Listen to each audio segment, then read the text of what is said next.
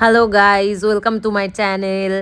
আজকে শুক্রবার, তো 2 সপ্তাহ ডিউটি করার পর আজকে আমি ছুটি পেয়েছি। তো ছুটি পেয়েই আমি কোনো রকমভাবেই কোনো চান্স মিস করতে চাইনি।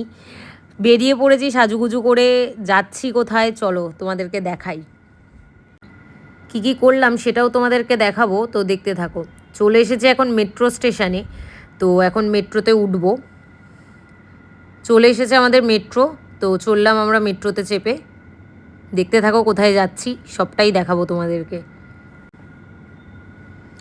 এই মেট্রোতে উঠবো করছি, উঠে পড়লাম মেট্রোতে। অ্যান্ড চলো, চলছে মেট্রো, চলছে চলছে চলছে। দেখো তো আজকে আমাকে কেমন লাগছে বলো তো তোমরা। তো নেমে গেলাম মেট্রো থেকে। কোথায় এসেছি বলো তো? তোমাদের কারোর বাড়ি যদি এখানের কাছাকাছি হয় আমাকে কমেন্ট করে জানাতে কিন্তু ভুলবে না। কমেন্ট করে জানাও যে তোমরা কেউ চিনতে পারছো কিনা কোথায় এসেছি। মেট্রো থেকে নেমেই আমরা গন্তব্যের উদ্দেশ্যে রওনা দিয়েছি। তোমরা একটু পরেই দেখতে পারবে যে আমরা কোথায় এসেছি। তো চলো, দেখো তো চিনতে পারছো কি না। চলে এসেছি খুবই পছন্দের, অনেক দিন থেকে চেষ্টা করেও আসতে পারিনি, যেটা আজকে হঠাৎ করে চলে এসেছি মায়ের কাছে। মা না চাইলে হয়তো এরকমভাবে হুট করে আসা যায় না। মা চেয়েছে বলেই আজকে আসতে পেরেছি বহুদিন পর। তো মনটা একেবারে ভরে গেল আজকে। তো মন্দিরে খুব ভালো পুজো দেয়া হলো, পুজো দিয়ে বেরিয়ে পড়েছি। চলো তোমাদের মন্দিরের বিষয়ে একটু ইনফরমেশান দিই।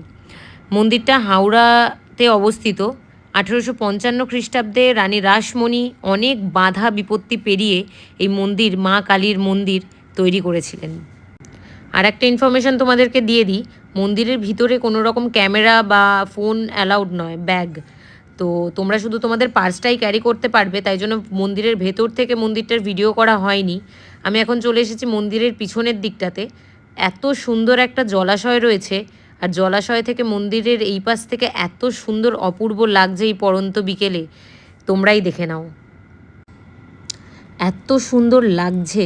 তখন ধরো বাজে দুপুর 3:30 4টে, কিন্তু এত মাথার উপরে রোদেও মনে হয়নি, কোনো রকম কষ্টই হয়নি।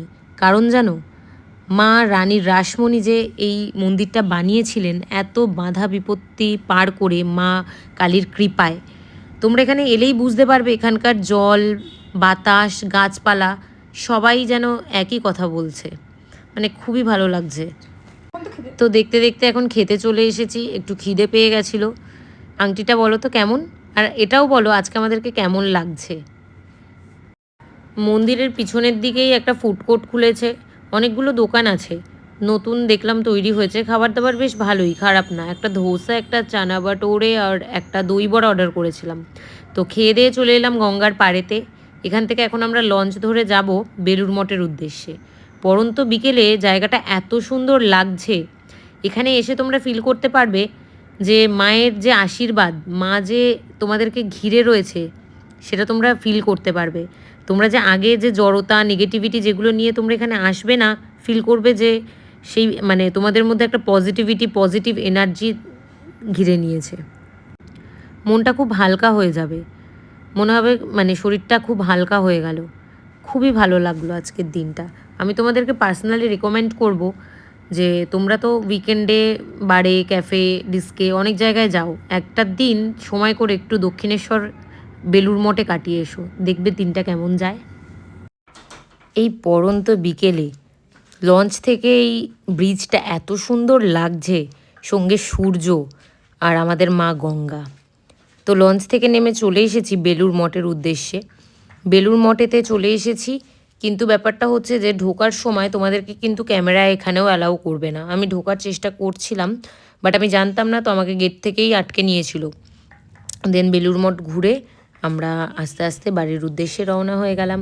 চলো তোমাদের সঙ্গে নেক্সট ব্লগে আবার দেখা হচ্ছে। টাটা।